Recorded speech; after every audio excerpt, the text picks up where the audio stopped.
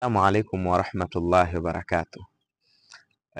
Hivi unazijua kwa wewe kijana au mtoto, unazijua haki kubwa kwa wazazi wako, ambazo haki hizi zina dhamana kubwa mbele ya Mwenyezi Mungu, na endapo usizozifanya haki hizi, ni lazima familia yako itaonekana kwamba ni katika familia za kihunihuni. Na wewe mzazi, hivi unazijua haki kubwa kwa mtoto wako, ambazo haki hizi zina dhamana kubwa sana mbele ya Allah tabaraka wa taala, na usipofanya haki hii, usipomtendea mtoto wako haki hii, basi familia yako unaweza ukaiharibu. Sasa kwa mtoto na mzazi, naomba utege masikio vizuri upate kuzisikiliza ni haki zipi. Kwa mzazi, una haki nyingi sana kwa mtoto wako, na we mtoto una haki nyingi sana kwa wazazi wako. Sasa tufanye vipi? Tuchukue haki moja kwa mzazi na haki moja kwa mtoto. Nitazichukua moja ya haki hizi ambazo ni mbili, ambazo zinaendana. Ni haki zipi?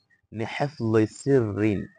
Mtoto, moja ya vitu ambavyo unatakiwa uvizingatie ili kujenga familia bora yenye heshima, basi ni kuhifadhi siri ya wazazi wako. Yaani, unapoona dosari yoyote kwa mzazi wako, unatakiwa uhifadhi siri yao.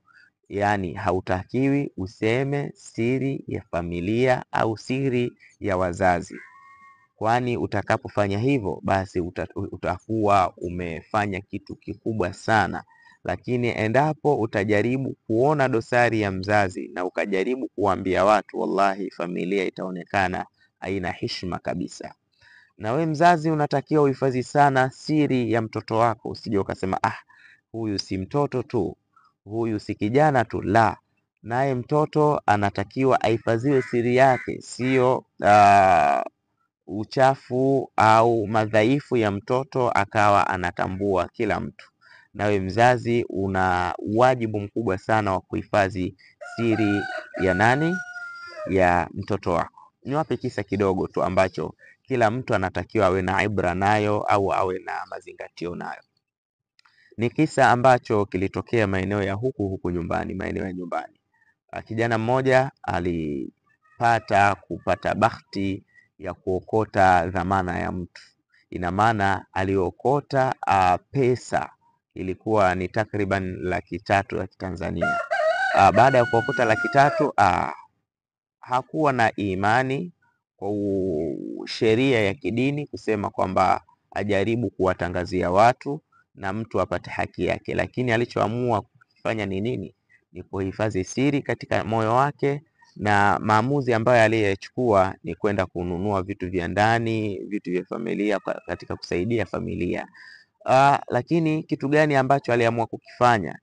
Alichukulia kwamba kwake ni siri, na akaenda kumwambia mama yake kwamba, mama, nimekifanya hiki, nimeokota mzigo huu, na nakuambia mama yangu, usije ukamwambia mtu yoyote, kwani anaweza akatokea mwenyewe na asijue kama sisi tumeokota, akaja kutudai dhamana yake.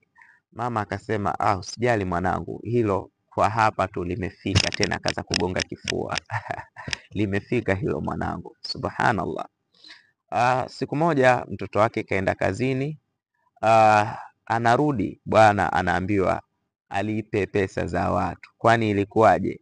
Mama siku moja alijaribu kwenda kumwambia mama wa jirani, na baada ya kumwambia mama wa jirani, yule mama wa jirani akamfikishia mama jirani wenzake, na yule aliyemfikishia ndiye ambaye alipotelewa na zile pesa. Subhanallah.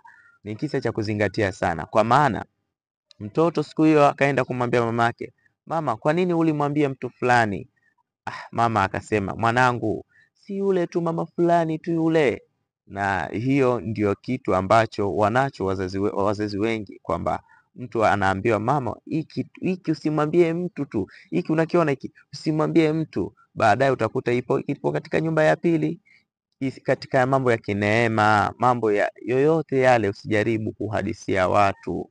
Kuna shari nyingi ambazo zipo duniani na zimetuzunguka, na ndio maana Allah tabaraka wa taala ametuamrisha sisi binadamu tumwombe Allah atukinge kutokana na shari za kibinadamu, kwani zipo shari nyingi sana. Jamani, tulizingatie hili ili tutoke na ibra kubwa sana katika maisha yetu.